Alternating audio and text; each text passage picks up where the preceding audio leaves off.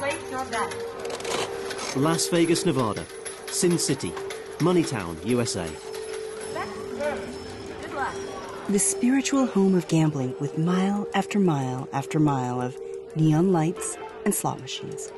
This city in the desert hasn't always had the cleanest of reputations, but it's been a while since the mob ruled the roost here. Today, Vegas is a fantasy playground for tourists, a bubble of warped reality where you can cruise along in a Venetian gondola, or stroll past the Eiffel Tower, or even visit an Egyptian pyramid. But every August, Vegas serves as the backdrop for a very different kind of culture clash. You've got your usual Vegas crowd, the raucous bachelorette parties, the jocks knocking back endless alcoholic slushies, but then, rubbing shoulders with them in the streets, bars and casinos, you've got another very distinct group of people. Computer hackers. Good morning! Welcome to Black Hat! Questions, directions, look for a green shirt, we're here to help. Every year, the great and the good of the tech security world fly into town for the Black Hat Conference, named after the industry term for criminal hackers, the Black Hats. It's a tongue-in-cheek name, actually. The conference is a meeting place for white hat hackers. That is, security researchers who use their skills to thwart the criminal Black Hats. I was actually at the most recent event last year, giving a talk about the Lazarus Group. How does North Korea get its money? Well, according to investigators, it hacks, it steals the money. That's what North Korea is doing. I also got to poke around the event a bit. So I'm at the conference now, and this place is heaving with techies. And yes, a few of them are wearing those black hooded tops you see on movies and TV shows, but these folks aren't criminals, at least not in the vast majority of cases anyway. They work for legitimate companies.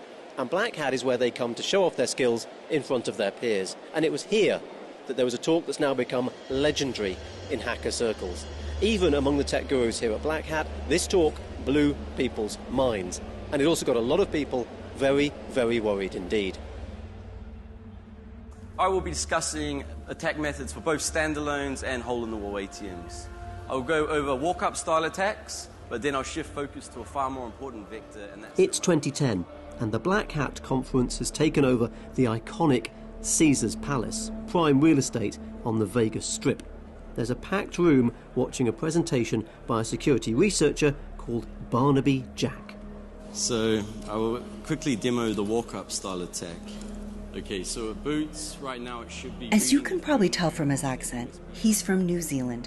There's a video from that demonstration in Vegas. Barnaby is wearing a black suit. He's got on a black shirt. There's a little swagger in his walk as he moves around the stage. He's got buzzed hair and an impish grin that hints that he could be up to something naughty. Copies of firmware over, so you can go back to the ATM. He's been given the main stage, and hundreds of people have squeezed in to watch, because Barnaby's promised them something spectacular. Next to him on stage is a pair of freestanding ATMs, cash machines, the kind you find in convenience stores and bars around the world. The attraction to target ATMs is fairly obvious. I mean, they're full of cash. They look a bit weird standing there on stage, but the machines actually belong to Barnaby. Turns out, like most things, you can buy a fully functioning cash point on the internet. I had the ATM delivery guy literally wheel in one of the ATMs, and he came in and he's like, "What on earth do you need an ATM in your house for?" And I was feeling a little bit cheeky at the time, so I just looked at him like, "Oh, I don't like the transaction fees, mate." And he just kind of shook his head and went on his way. So he owns these machines. He hasn't stolen them from the hotel lobby.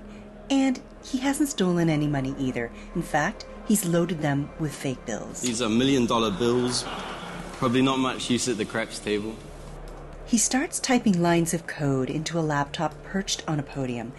Everything he types is projected onto a large screen behind him so that this discerning crowd can follow along. There's a hushed silence in the room as Barnaby types the crucial final commands into his keyboard.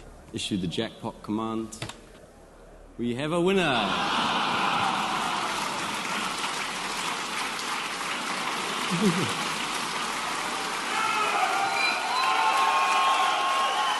I want there to be a big fire lit in the end.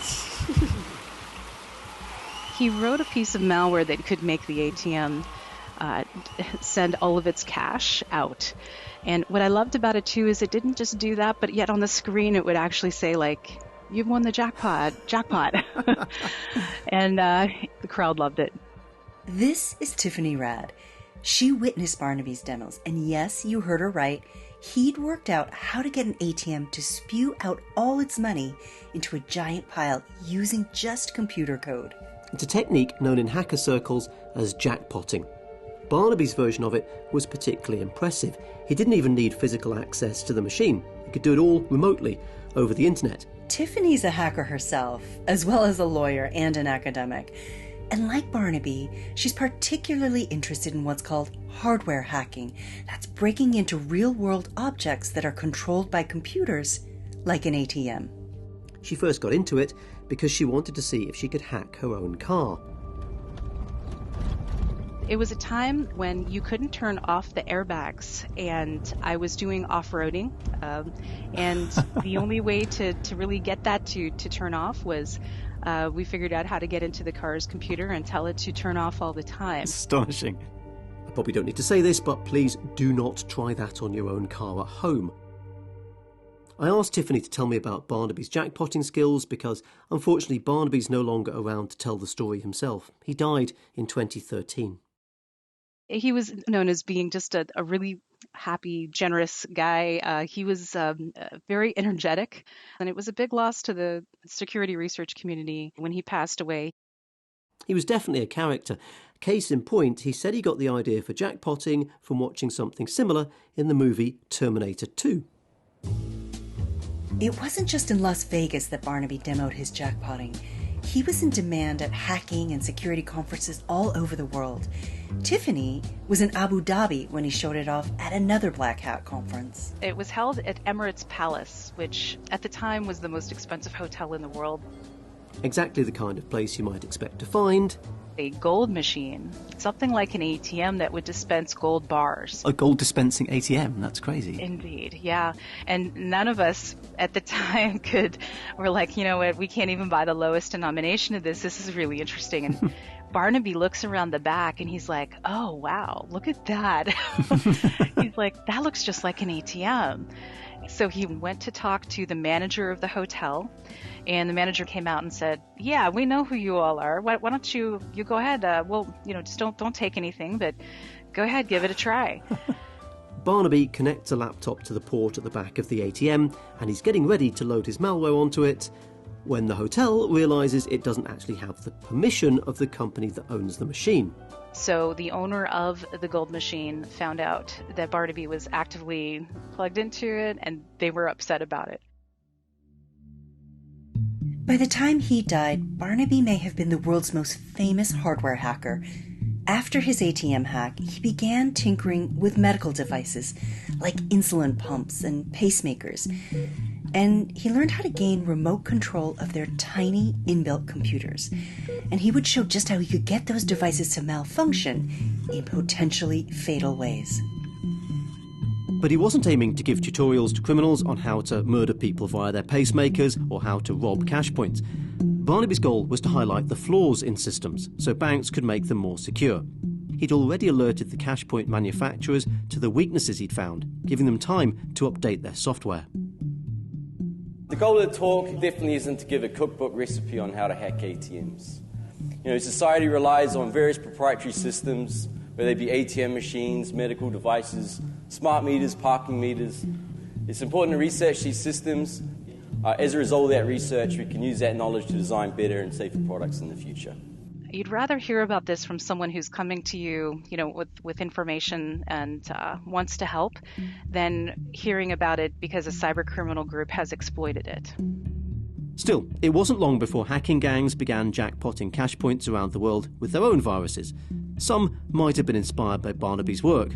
But let's face it, criminals will always be interested in exploiting cash points. As Barnaby said, it's where the money is. This jackpotting racket catches the eye of one gang of hackers in particular.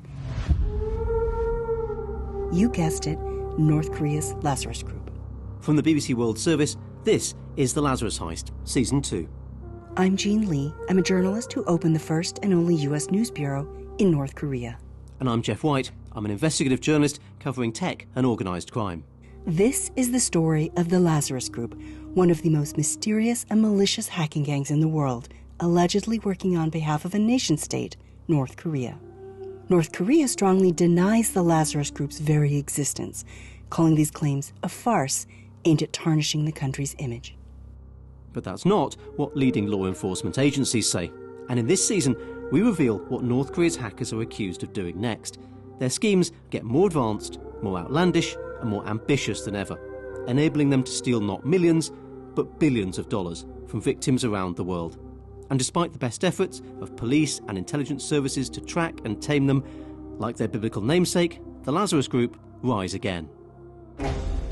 North Korea is nothing if it is not creative, clever, agile. Over $2 billion. We're at $2.1 billion in stolen funds. $2.1 billion. I was put in handcuffs, both my feet bound and my hands, taken to an interrogation centre. We were genuinely very frightened. Holy moly, that would be terrifying. I mean, that would be so risky that you might start World War III.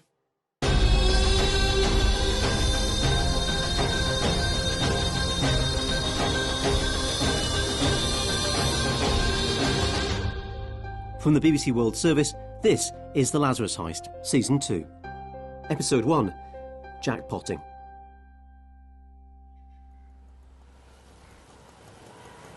Mumbai, India. It's the 14th of August 2018, a humid and sluggish Tuesday. Outside, traffic crawls along in the afternoon haze. Inside one of the city's police stations, Inspector General Brajesh Singh is taking a quick break from fighting crime, because tomorrow is a big day for his team. 15th of August is our Independence Day here. In police, we celebrate it. It's a formal occasion where we hold our parades, and all the VIPs gather, all kinds of units from army to navy to police to paramilitary. Everybody participates. It's a great day for us. So the day before, you're polishing your shoes and shining your buttons and that kind of thing? I guess.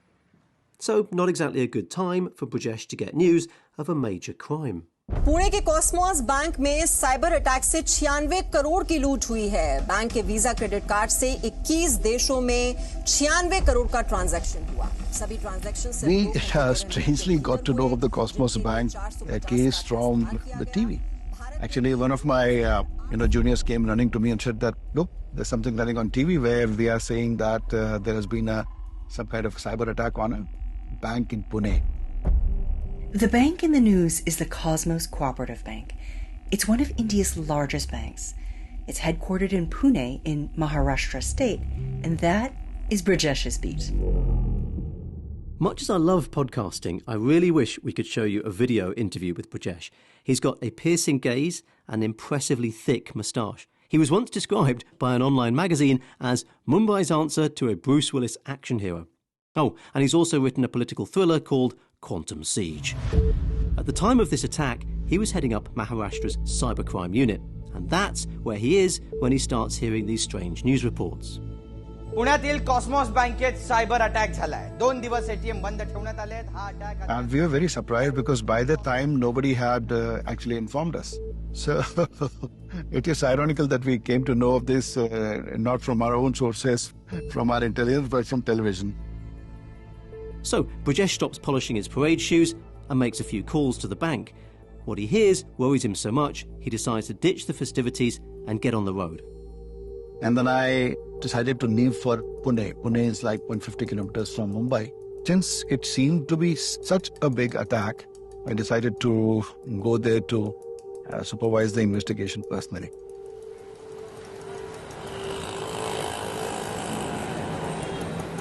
Pune, population 7.5 million. It's a huge industrial centre, famous for its car industry. It's known as India's Motor City. Brajesh makes his way to Cosmos HQ, a modern 12-storey steel and glass complex, to meet the bank's distraught staff. They were all like shattered. They didn't exactly know how to respond to this. A strange tale unfolds. The previous Saturday, 11th of August, when not too many people were in the office, urgent messages started to arrive. There were messages from Visa US regarding abnormal transactions, the sharp increase in transaction during 1 hour, and they were alerting us to go through about the genuineness of these transactions.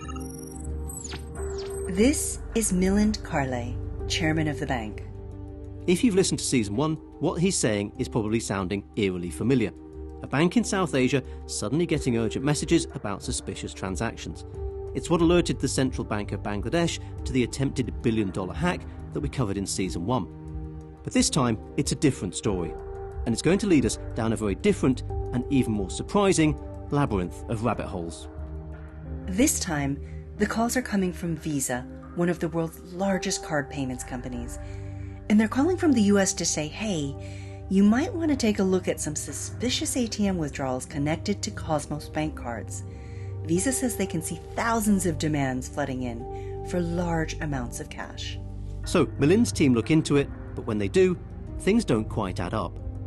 When they said the number of transactions and the value of the transaction is abnormal, we tried to check it at our end, but surprisingly, there were no abnormal transactions at our end.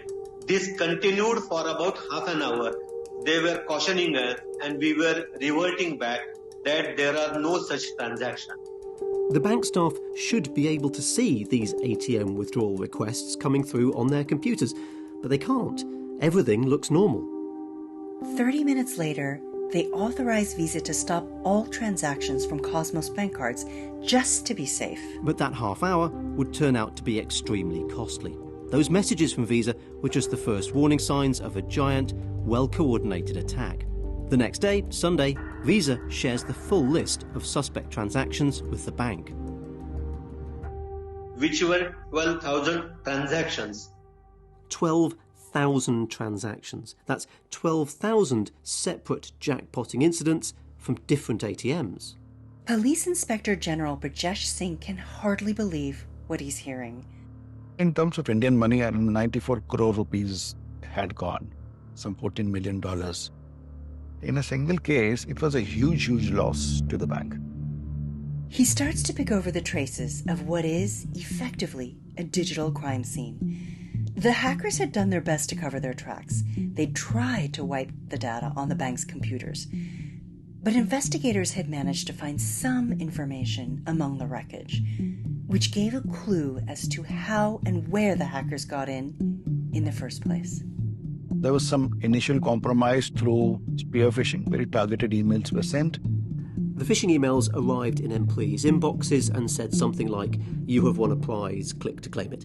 It's an age-old trick for computer hackers, this. But those dodgy emails are still their weapon of choice because, depressingly, they still work. As they did at Cosmos. Once an employee opened an attached file, their prize turned out to be a virus that took hold of their machine and quickly spread through the bank's networks. Somehow, this intrusion had allowed the hackers to co-opt the bank's systems from the inside. So it was basically a very well thought of scheme. It seems that the attacker had very good knowledge of banking systems. The attacker had very good knowledge of banking systems. Sounds like someone we know, right? Indeed it does, yes. But at this point, Brajesh is still very far from working out who's behind the attack, and he can't immediately see how it was done. But he does get hold of some very useful info from inside the bank. We then got the data of withdrawals. Then we found clusters that, these are happening in particular areas. He can see the precise locations of the cash points where dodgy withdrawals have been made. Quite a few of them were close by. In Maharashtra state, dozens of ATMs had been targeted. Brajesh starts to realize the scale of the crime he's dealing with. This heist required a lot of people to make all these withdrawals, a big gang, and they're very well organized. We were very amazed. We were not aware of a money mule network like this. By locating the cash points, Brajesh can now get hold of CCTV footage from them, showing the exact moment the dodgy cash withdrawals are made. He watches back the tapes. There are dozens of different men, money mules, seemingly in their 30s and 40s, casually dressed in t-shirts and jeans. They walk up to the cash points, stick in the cards, and stuff the cash into bags. And Brajesh is watching footage of it happening. Sounds like an amazing lead, right? Video footage of the thieves in action. But of course, they know they're on camera, so... They try and hide from the CCTV camera. They try to wear caps. They try to cover their mouths. They try and disguise their appearances. Brajesh is going to have his work cut out finding these guys, because the story's about to get even wilder. As the police and banks teams investigate, they realise the full scale of what's happened. And it turns out these withdrawals didn't just take place in India. This is an international jackpotting spree. Somehow, criminals pulled off over 12,000 jackpotting attacks at ATMs in 28 different countries. And what makes this even more astonishing is the timing. All these withdrawals took place simultaneously in a time window of just 2 hours, 13 minutes. And you've got to realise these 28 countries are spread across multiple time zones. India, Canada, Bulgaria, the UK, the United Arab Emirates, Turkey, Japan, Russia, the United States.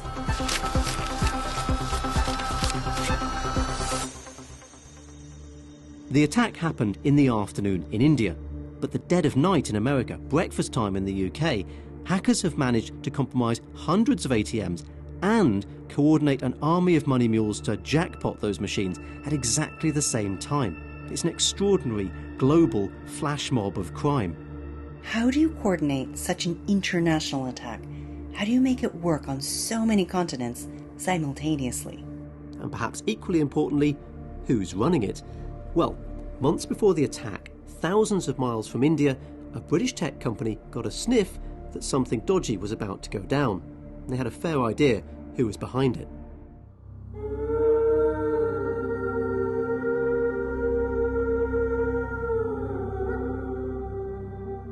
We picked up evidence that the Lazarus group were inside a bank in India. Initially, it wasn't particularly clear who the end victim was. We had a hunch. Adrian Nish works for BAE Systems. They're a huge defence contractor. They make fighter jets and tanks. But as cyber warfare has become a growing threat, they've concentrated on the digital side too. Adrian's absolutely fascinated with this stuff. He once sat me down and went through a computer hack with me line by line, explaining each little twist and turn in the code. It was amazing. Adrian and his team spend a lot of their time sleuthing the internet for clues about cybercrimes. The nature of crime that's been conducted over the internet means that activity is logged in one place or another. We kind of follow those bits of evidence. Adrian's team are experts in a particular technique. They monitor a thing called command and control servers. Here's how it works. If you, for example, hack into someone's computer directly from your own computer, then the police can trace the hack back to you. Not very smart. So instead, you send your commands via another computer, perhaps another one you've hacked into previously. This becomes your command and control server. It's a digital middleman between you and your victim. Often, this middleman computer belongs to someone completely innocent who has no idea they've been hacked. So if a researcher like Adrian can identify that machine and get in touch with whoever owns it, he can get access to a potential treasure trove of evidence. Once you have the logs from those servers, you can see what's going through them, what's going on. That's interesting. What can you find out about what the hackers are up to from that kind of intel? Everything. In certain cases, you can see exactly what they have stolen. You can see exactly the commands they've executed to carry out the attacks. It's kind of captured the crime as it was carried out, and it's there as evidence. In June 2018, Adrian's team identify a command and control server that they're confident is being used by the Lazarus group. They can now watch activity happening on this machine in real time. They're looking over the hackers' shoulders, watching them operate. They suspect an attack is imminent on a bank in India. They can't be sure exactly who the victim is, but nevertheless, they try to alert authorities in India. We didn't hear anything back, and the next we knew, the story was in the news. We, of course, knew straight away it was the Lazarus group again, because we had been watching some of their command and control activity. It would have been too much of a coincidence for it to have been another criminal operation. Probably they were in there for many months doing reconnaissance. We don't know exactly what they did, but we do know they managed to get onto some of the ATM systems. So, can I just point out how amazing it is that these hackers even came up with the idea to get ATM machines to spit out cash all at the same time, all around the world? Because North Koreans don't use ATMs, not even in the capital, Pyongyang. It's easy for us to take ATMs for granted. But this is a technology that would have been totally foreign to these young North Koreans. In fact, when North Koreans defect to South Korea, one of the first things they're taught to do in the resettlement process is how to open a bank account and how to use an ATM. So the hackers may have learned about how we use ATMs in the rest of the world, but their first experience of them may have been when they were sent abroad on a cyber mission. That's amazing. So how do people get cash in North Korea if there aren't cash points? How do they actually pay for stuff? Well, first of all, most North Koreans don't have reason to handle a lot of cash. Salaries are extremely low because the state claims to take care of their needs: housing, healthcare, education, food. The people queue up twice a month for rations, whatever it is the state can provide. But in reality, the state doesn't have enough to go around. So North Koreans do what they can to supplement their meager salaries. I've had North Koreans try to sell me biscuits cobbled together from rations, dumplings. In Pyongyang, the goal was always to be sent abroad to make foreign currency, like our North Korean IT workers, because the dollars, euros, and Chinese yuan that they bring back provide access to a whole other economy and life in Pyongyang. Restaurants, cafes, and supermarkets, and cakes, cappuccinos, and Coca-Colas. So what about you? How did you pay for things when you were in North Korea? Well, people like me, who are there for work, have to make sure we bring in enough cash. I always had US dollars, euros, and Chinese yuan in my wallet just to cover our expenses. And I have to say, I've bailed out a few foreigners who were there for business and discovered the hard way that they couldn't pay their hotel bill with a credit card or get cash at an ATM. Interesting stuff. But of course, unlike most North Koreans, it looks like the country's Lazarus group of hackers had no problems understanding cash point technology. That's right. Think back to Barnaby Jack's demo for a moment. He created malware that would make one ATM spit out all its cash. But to do that 12,000 times in 28 countries, he'd have had to painstakingly target each ATM. So to make jackpotting work on a global scale, the Lazarus group used a whole new strategy. Yeah, the next bit is really clever, and to understand it, you're going to want to know a bit about how cash points work. Now, as far as you're concerned, I'm sure you don't even care. You put in your card, type in your PIN, get your cash, and off you go. But there's a bit more to it than that, as Adrian Nish at BAE well knows. For you to get the money out of the cash machine needs to know that you've got that money in your account, wherever that card is. It doesn't matter where in the world you put your card in, it will get routed back to your issuing bank. Your issuing bank will have to provide a message that you can withdraw it. The bit of software that handles all these messages is called the ATM switch. It's a fancy name for the bit of software in the bank that checks you've entered the right PIN, checks you've got enough in your account, and tells the ATM to give you the money. Every bank has its own ATM switch, and once the hackers were inside the one at Cosmos Bank, they had the power to allow or deny ATM withdrawals from anyone using a Cosmos Bank card anywhere in the world. Pretty good, huh? Yes, but surely to make withdrawals, the hackers would need to have a load of Cosmos Bank cards, enough for 12,000 transactions around the world. How did they get all those cards? Good point, yes. To make a withdrawal from Cosmos, you need a card connected to a genuine Cosmos Bank account. Luckily for the hackers, they've got a trick up their sleeve. Firstly, the hackers got hold of legitimate Cosmos customers' bank details. So that's the account number, sort code, and name, and so on. Now, we're not exactly sure how they did this, but they're inside the bank's network, so they could have got hold of real account details, or they could have had accomplices set up new accounts. Ultimately, however they did it, they end up with the details of 450 legitimate Cosmos accounts. Then, they create bank cards for those accounts. Sounds high-tech, but it's amazingly simple, and of course, highly legal. Don't try this at home. In your wallet, you probably have a loyalty card for a shop or a supermarket. On the back is a black stripe. That's the magnetic stripe that holds your account details. Well, for a few $100s, you can buy a machine on the internet that will wipe off the loyalty card data. It can then overwrite it with whatever data you want. It's like when you check into a hotel and they swipe your room key to encode it. It's the same sort of equipment. But instead of getting you into a hotel room, this cloned cash card will now get you into someone's bank account. So, accomplices of the hackers take hundreds of these plastic loyalty-type cards and overwrite them with the details of the 450 Cosmos bank accounts that they've obtained. Okay, but surely they still need to know the card's PIN. It's another good point. Yeah, getting the PIN is one of the biggest obstacles for card fraudsters. But remember, in the Cosmos attack, the hackers have taken over the ATM switch inside the bank. They not only see all the withdrawal requests, they control the PIN checks. So when a withdrawal comes in from one of their accomplices, they can just say yes. So when the message comes in, it gets to that switch. The attacker's malware basically intercepts that message, checks it against its local list of card numbers, and if that is a match, if it's a card number from one of their cloned cards, responds back saying, authorize the transaction. And the criminals on the street corner can just keep putting the card in, take as much out of the ATM as the ATM will give it, and it will always just respond back, authorize, authorize, authorize, authorize, authorize, authorize, authorize, authorize. So this group, if there's one thing I have to kind of say about them, is they are extremely innovative. Every case is somewhat different. You can hear it there, can't you, in Adrian's comments, the grudging respect of an experienced security researcher for a top hacking squad like the Lazarus Group. The hack itself is impressive, but Adrian's also struck by the group's versatility. What they did with the malware in terms of the intercepting of the messages is also quite sophisticated, not something I don't think anybody has seen before. It shows the level of skills that the group have. I think that was probably on a similar level to Bangladesh Bank. Really?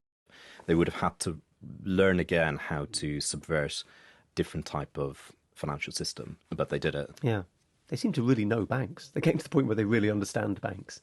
Yeah. You know, it's months of research. It's the motivation. Most criminal groups will probably be happy enough to get away with a couple of million and stop at that. But the Lazarus, obviously, they think in orders of magnitude bigger. Of course, once a heist like this goes down, banks work hard to fix the vulnerability in their software that the hackers were able to exploit. So, if any world-class hackers are listening to this podcast looking for ideas, you don't need me to tell you that ATM switch software will likely be a lot more robust now than it was in 2018 when that Cosmos job went down. It may be novel and impressive, but this new tactic, motivated by the lure of instant ATM jackpots, is about to create some pretty big headaches for the Lazarus Group. It's certainly a very loud way of doing things. You know, this will be a great way to attract law enforcement in 28 countries. And then there is a logistics challenge, of course, with this, because it was 28 countries with criminals in each of these countries who had to be given all of these physical cards. They also had to have a route of ATMs they could go around, because it wasn't that you go to one ATM and you cash out 10,000. That's not going to work. The ATM will only give you a few $100s at any given time. So you have to go to different ATMs, but all within this 2-hour window that the attackers had for the heist. Fascinating. So it's quite a considerable logistics operation just planning that. You're not kidding, yeah. Inspector General Brajesh Singh is on the case, and he's going to find some extraordinary answers to these questions. These people were simultaneously coordinating in more than 20 countries in different time zones. It was just like abracadabra. Put these cards, put any PIN number, and you get money. So, how did they do it? All those money mules making cash withdrawals around the world, where did they all come from? It looks like the Lazarus Group wasn't working alone this time. The Cosmos Bank hack is going to lead us into some of the deepest, darkest corners of the internet. A cyber underworld inhabited by some pretty unsavory characters. It is odd at first to see heroin, cocaine, ecstasy all being sold very, very openly. It was a pretty bizarre world to be enmeshed in. That's next time on the Lazarus Heist.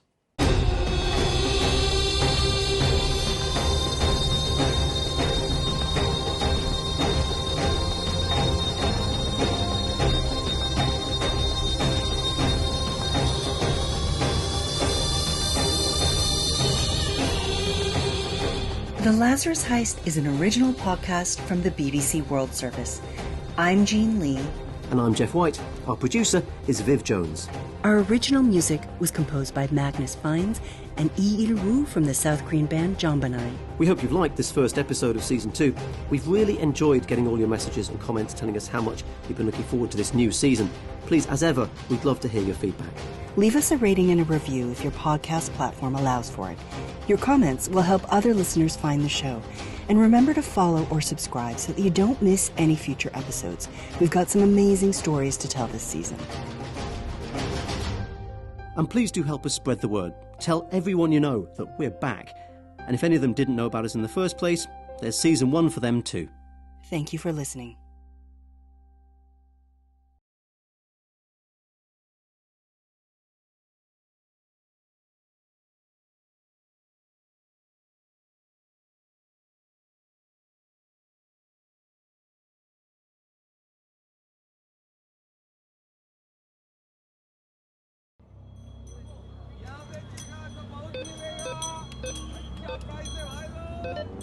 Imagine going to an ATM to withdraw some money. You check your balance and discover that for some reason there's way more in your account than there should be. What's afoot? A lottery win? Unexpected work bonus? Death of an estranged millionaire aunt? No? Well, then maybe your bank's messed things up. So it's moral dilemma time. What do you do? Tell the bank or take the cash? In August 2018, that quandary gets put to the test on the streets of India. Some normal people who were not involved in this gang, who were withdrawing money, they found that they could withdraw any amount of money. So they tried their hand out and they did some large withdrawals. This is Inspector General Brajesh Singh. Remember him? The Indian action hero cop with the impressively thick moustache? He led the cyber police unit tracking the raid on Cosmos Bank, and early on in the investigation, he spots something strange. During the heist, it seems some regular customers, about 100 of them, had gone to the ATM and discovered their bank balances mysteriously inflated. Inside the Cosmos Bank network, the hackers had been carefully manipulating the CashPoint computer system so that it would grant unlimited withdrawals to their accomplices on the street. But as millions of dollars get pulled from cash points, things begin to fray around the edges. The hackers' shenanigans are affecting innocent people's accounts. Maybe when they were setting up the hack, the cybercriminals mistakenly entered some incorrect bank details. After all, it's easy to make a typo. Our young hackers from North Korea might have given a windfall, accidentally, to some random strangers in India. One local newspaper reported the case of a man who discovered his balance was 100 times what it should have been. Now, he didn't take any money. Instead, he told the bank. But many others were not so honest. They were not criminals. They're stupid people trying to take advantage of something that was happening there. And so now, Brajesh has to find all these unexpected opportunists on top of looking for the gang of money mules who deliberately went out to rip the bank off. Plus, he needs to track down all the scam organizers who've been running the show. How have the hackers found all the accomplices they need around the world to pull this whole thing off? Well, turns out the Lazarus Group has been looking for helpers online. And that's where this investigation takes another remarkable turn. We're talking fake film shoots, some of India's most notorious jails, and a deep dive into the dark web.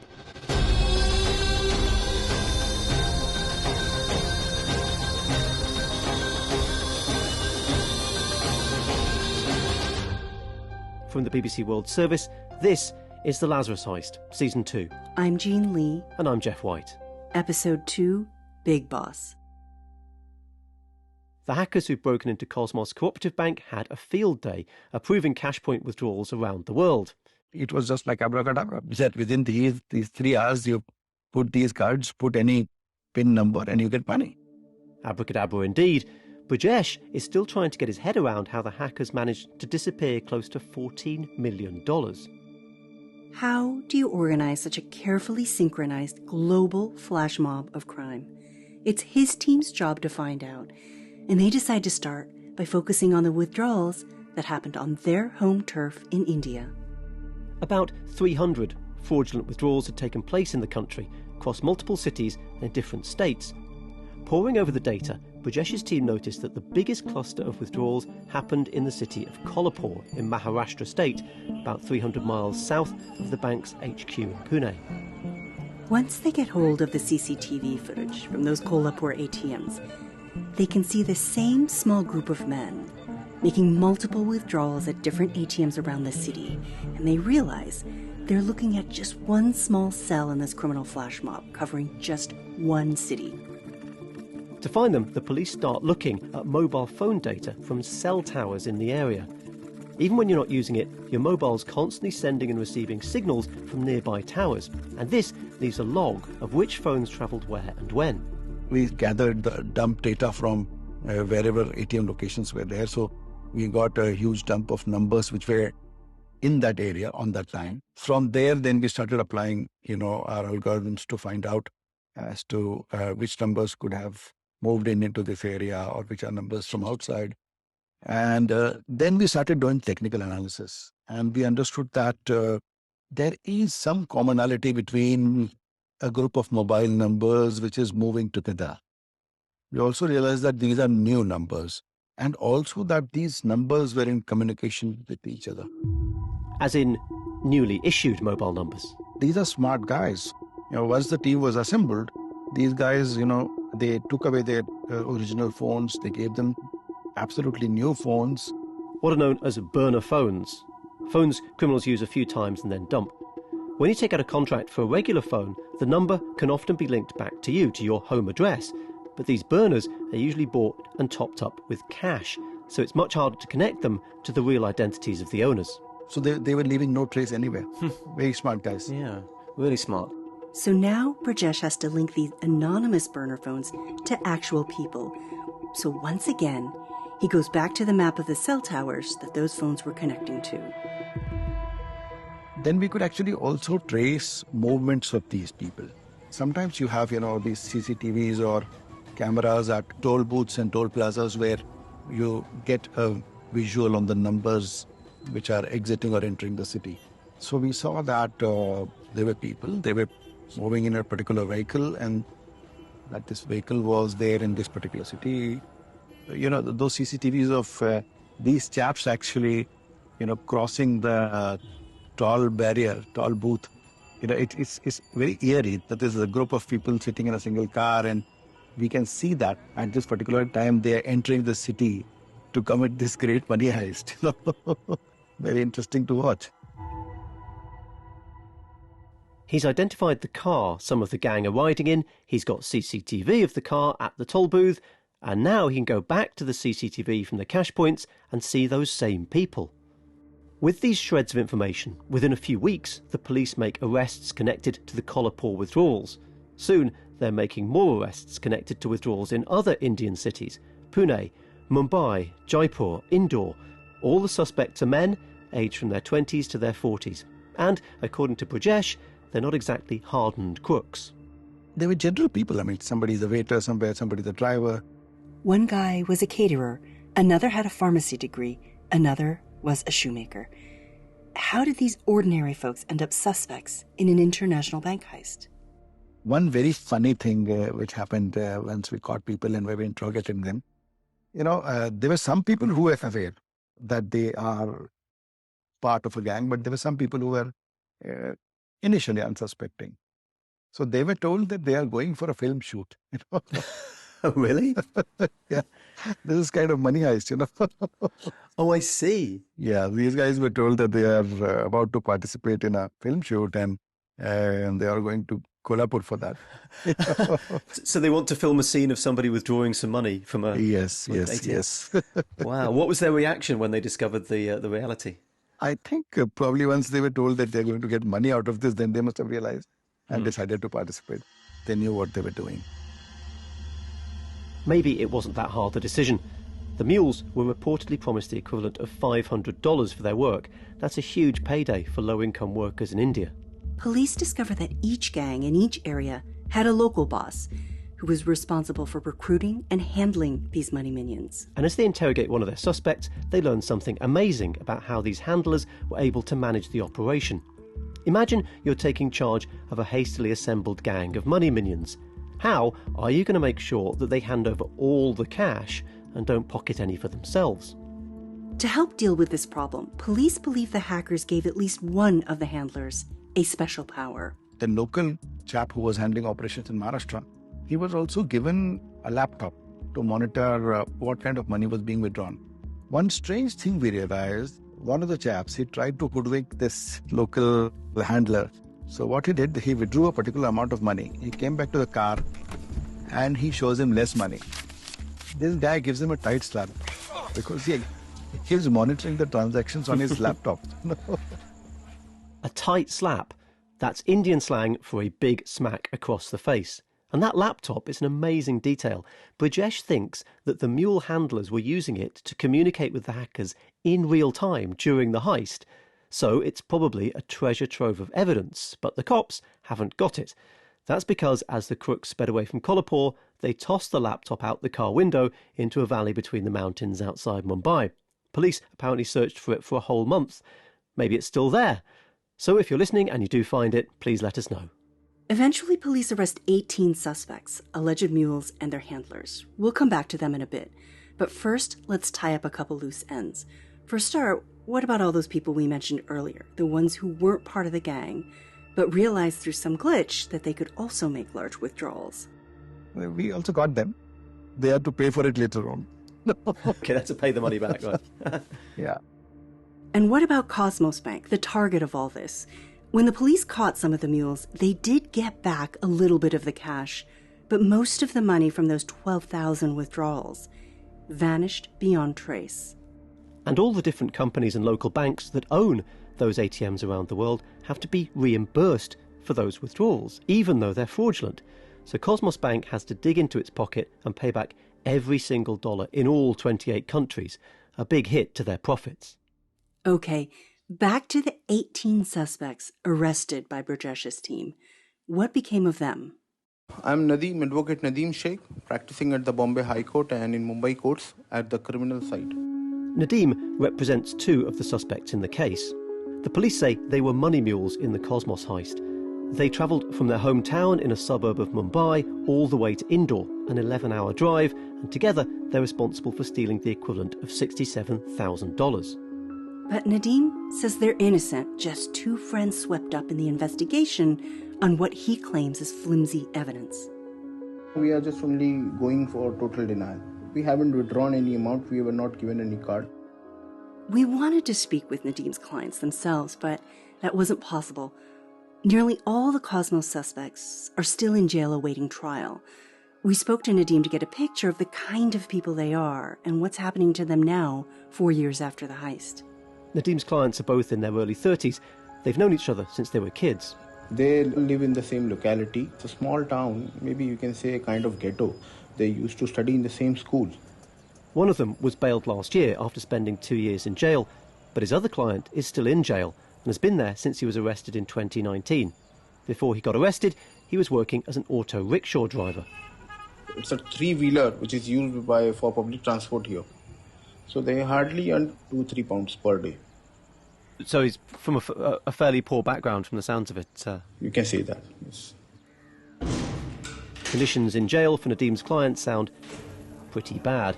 India's got a nationwide problem with prison overcrowding, and the jail in Pune where the Cosmos heist suspects are being held holds nearly 3 times more inmates than its official capacity.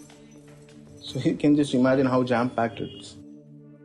So tell us about how the case goes on from now. What happens next? How long do you think it will run? There are more than 190 witnesses in this case. So if the prosecution wishes to examine all the 190 witnesses, so it will take minimum a decade, at least a decade. A decade? 10 years? A decade, not lesser than that, yes. Nadeem says that if the trial drags on for many years, the suspects will probably end up out on bail, eventually. This is something I've noticed many times in the years I've been reporting on organised crime. It's usually the small fry, the meat space minions, who actually go down for these heists. The hackers so often escape justice. Yes, the low-order crooks are still criminals and should be brought to book, but it's depressing to see the hackers who pulled the strings remain at large, free to do it all over again. This is a pattern I've also noticed with crimes involving the North Koreans. Remember that deadly poisoning of Kim Jong-un's half-brother? That was 2017 at Kuala Lumpur airport, when 2 unsuspecting young women, who say they were told they were taking part in a stunt for a TV show, were arrested. Those murder charges against them were eventually dropped, and both of the women have been released, but meanwhile, the alleged masterminds slipped away scot-free. North Korea has never admitted any involvement in the Cosmos Bank job or any other hacking scheme. The BBC put these allegations to the North Korean embassy in London and did not receive a response for the second season of the podcast. But previously, Ambassador Che Il told us in a letter that his country denies accusations of hacking made by the United States. He calls them a farce aimed at tarnishing his country's image. Indian police are still hoping for more cooperation with police forces around the world to help them trace the funds and catch all the Cosmos perpetrators. But so far, that doesn't seem to have happened. And you can imagine why. Most police forces have enough to investigate at home without taking on the case of a robbery that involves a bank from another country. That's part of the beauty of this job for the hackers, of course. Taking out cash in one country when the victim bank is in another, it's a great way to flummox the police investigation. The Pune Cyber Squad may have reached a dead end with their investigation, at least for now. They haven't been able to trace the accomplices who ran the money muling networks in all those other countries beyond India. But this isn't the end of the story, because it turns out they weren't the only ones investigating the culprits. The Americans were also looking into this, and they gave these jackpotting operations the codename Fast Cash 2.0. And that's how we can tell you the story of one of the Lazarus Group's accomplices, who ran their jackpotting operations in 2 of the 28 countries, the US and Canada. And it's a remarkable tale. Thousands of miles from India, a serial fraudster became a key linchpin in the Cosmos heist, and it changed his life forever. To pull off the Cosmos Bank heist, North Korea's hackers had to find money muling networks in every single one of those 28 countries. How do you find people to work with, particularly if you're North Korean and can't even legally visit many of those places? Well, there is somewhere you can go, if you don't mind rubbing shoulders with some deeply dangerous and unsavoury characters. In fact, we're about to take a trip there ourselves.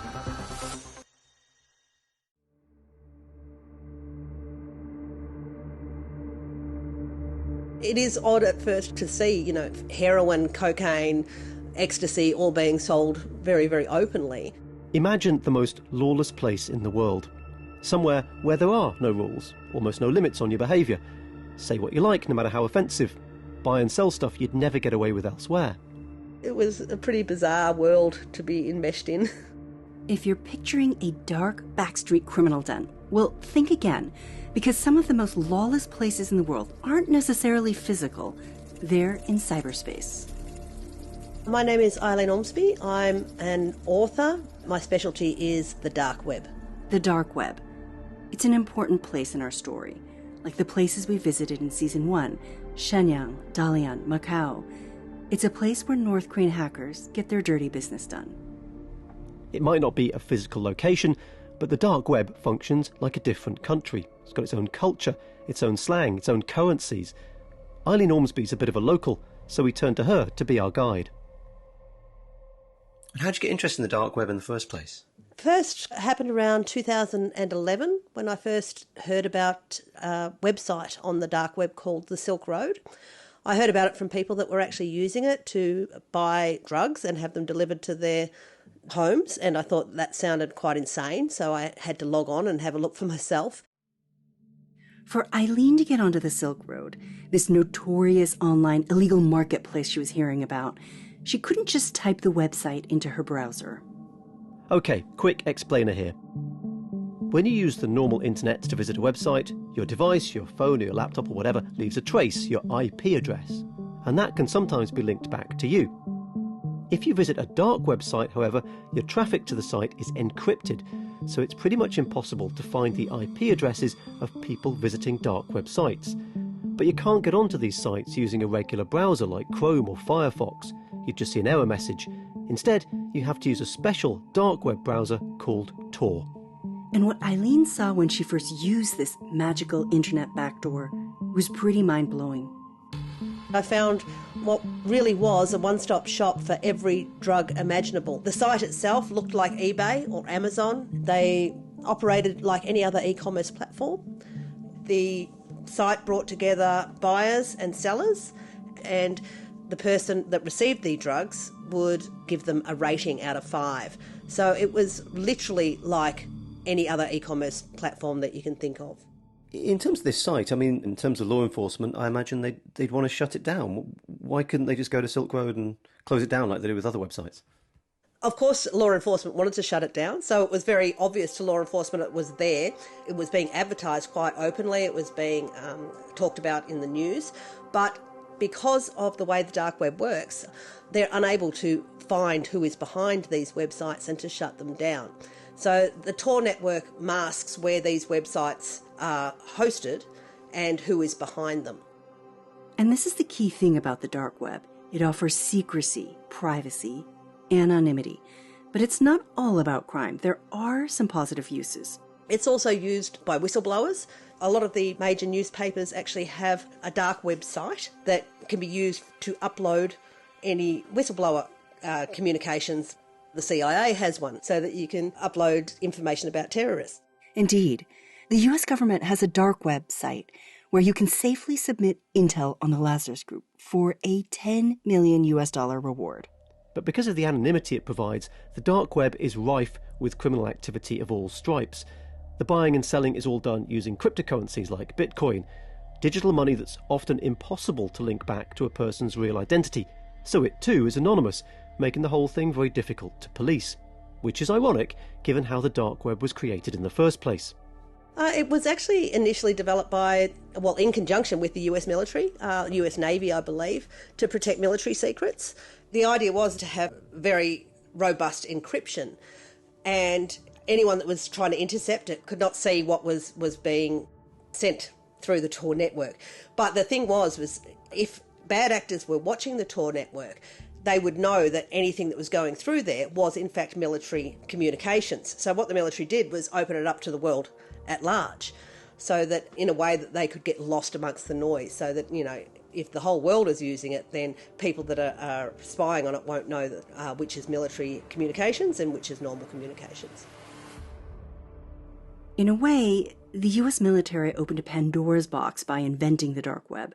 US authorities eventually managed to shut down Silk Road in 2013 after a long investigation, but new sites keep popping up offering exactly the same criminal marketplaces.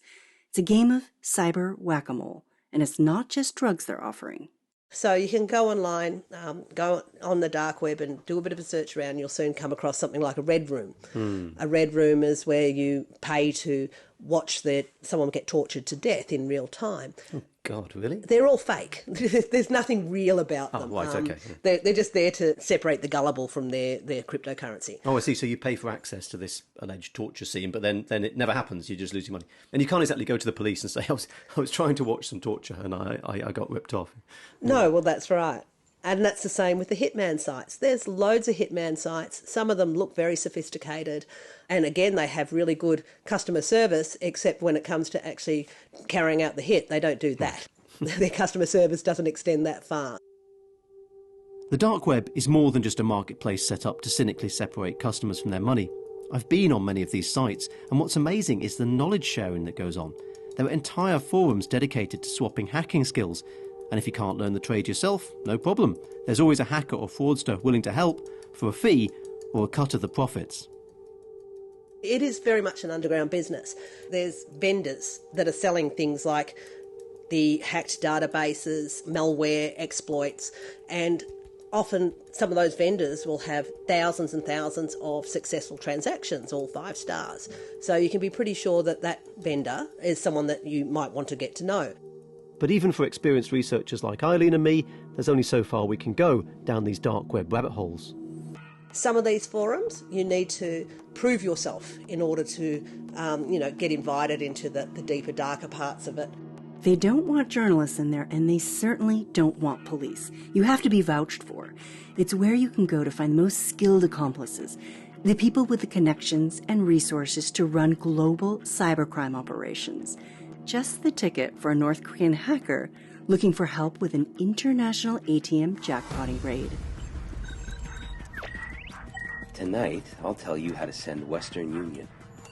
Get a good CVV MasterCard. Make an email containing the credit card holder name. Make sure that when you enter the drop name, the last name matches the credit card holder last name. Select the fastest shipping method, card it, and you're done. These jargon-laden posts are from a cybercrime forum called Card Club. It's a hangout for credit card fraudsters. The posts were written in February 2018 by a user calling himself Big Boss. He's dropping tips on how to commit card crimes and, frankly, in the process, revealing snippets of his criminal past. Big Boss has a particular set of skills. He not only carries out card fraud himself, he also has the equipment to make cloned ATM cards. Plus, he says he's got a group of money mules in the US and Canada who can go to cash points and make withdrawals using the dodgy cards. Precisely the service the Lazarus Group needs for the raid on Cosmos Bank in August 2018. It's kind of funny, they were looking for a big boss to run their jackpotting operation, and that's literally who they got. So, the Lazarus Group starts working with Big Boss. He's a key facilitator. Without him, the North American end of this operation just couldn't have happened. So who exactly is he, and what else is he up to? Well, luckily, I know someone who might be able to help us answer that. Mike DeBolt. I'm the Chief Intelligence Officer at Intel 471. That's a big U.S. tech security company. Our mission is to be the eyes and ears, as we say, in the financially motivated cyber underground. Before joining Intel 471, Mike worked for Interpol, the International Police Organization, so he knows his stuff. And when we learned about the North Korean connection with Big Boss on these underground sites, Mike seemed the perfect person to turn to. We have sources that are well-placed, that are interacting with these bad guys and eliciting information, and we make it our business to try to track them and monitor what they do. We wanted to see if Mike could track down Big Boss for us, trace his backstory across the dark web. Could he do it? Absolutely. But it wasn't quite so easy. Turns out there are loads of people in the cyber underground calling themselves Big Boss. It makes sense. I mean, no one wants to be Little Boss, right? But as Mike and his team dig deeper, they began to circle around one particular player. It turns out that our Big Boss wasn't just known as Big Boss. As Mike's team discovers, he had a lot of aliases. I think we uncovered at least 20 different handles that he used across nearly a dozen different forums and instant messaging services. He was extremely active. You definitely got a sense that he knew his way around the underground. Sometimes he went by G or Habibi or Backward. Mike's first task is to painstakingly match them together, linking them to our guy, the real Big Boss. And it's helpful that Big Boss was sometimes a little sloppy. In the different forums over the years, he would use the same email address. And so, I mean, basically he's being lazy. And we see this pretty commonly, you know, across different actors where they would change their alias on a forum, but they would keep the same email address. You know, you don't, one inbox is enough, right? So you don't want to have to keep, you know, track of 5, 6, 7, 8, 10 email addresses. And what sort of services, when you found records of him online, what sort of services was he offering? What was his niche in the cyber underground? He was very active for a considerable amount of time. So at least what we're seeing is at least 14 years. He organized money laundering operations, is what we call a mule herder. He maintained a bunch of fraudulent bank accounts. He used those to receive transfers from like other victim accounts that other hackers have compromised. So he or someone in his crew with the mule network that he established would then cash out the money. Over the years Big Boss was active, Mike's research shows him getting more and more brazen, offering increasingly skilled services and getting access to more highly vetted and sophisticated criminal forums. A lot of these sellers, you know, they rely on reputation and brand image. There's additional benefits of, you know, becoming more reputable and, you know, performing more activities on the forum and contributing. You get access to vetted and closed subsections of the forum, if you will. There's another incentive to do good. Do good in inverted commas. Do good while doing bad, yeah. Exactly. That's the cybercrime world, though, you know. Yes, these are criminals and their intent is pretty terrible, but at the core of it, they run some pretty, you know, decent business models. I was on one of the forums and we were trying to sort of look at credit card crime and credit card fraud, and I'd got permission to make a small purchase of a stolen credit card, and I bought my Bitcoin and I bought I think it was credit card information from somebody, and got ripped off, and the person just ran off with my money and I didn't get it. So I complained to the, obviously not saying I was a journalist, I complained to the former administrator and said, this person nicked my money. And I got this response saying, oh, very sorry about that, and, we've blocked that member, they won't be back again, please continue to use our forum in the future. Absolutely astonishing. Yeah, not all forums are made equal, but some of the better ones, they actually have, legitimate customer service and complaint centers where there's actual repercussions for actors who are being extra naughty. The whole point is to build trust, which is not easy in a world largely inhabited by criminals. Reputation is everything, which is why Big Boss spent so much time polishing his credentials. No wonder the Lazarus Group's so keen on Big Boss. He's dependable, he's a one-stop shop for all the services they need for their jackpotting raid on Cosmos. In fact, he would be a key part of their next bank raid. But this time, the shadowy dark web operator wouldn't get away with it. And Big Boss is about to be unmasked, along with his incredible backstory. Hold on to your hats. For this next job, the world of nation-state hacking is going to collide with the crazy world of social media marketing. North Korea's hackers are about to crash into Instagram celebrity. Before I knew who he really was, I would never imagine in my life that he was capable of doing what he did. He's a pretty damn good actor. That's next time on The Lazarus Heist.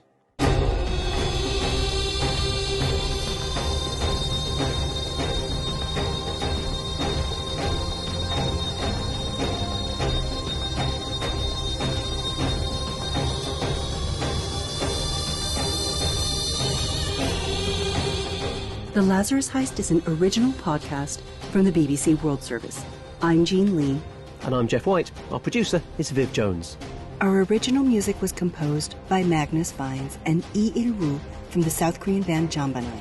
And as ever, we'd love to hear your feedback. Keep leaving us those ratings and reviews. Let us know what you think of the season so far.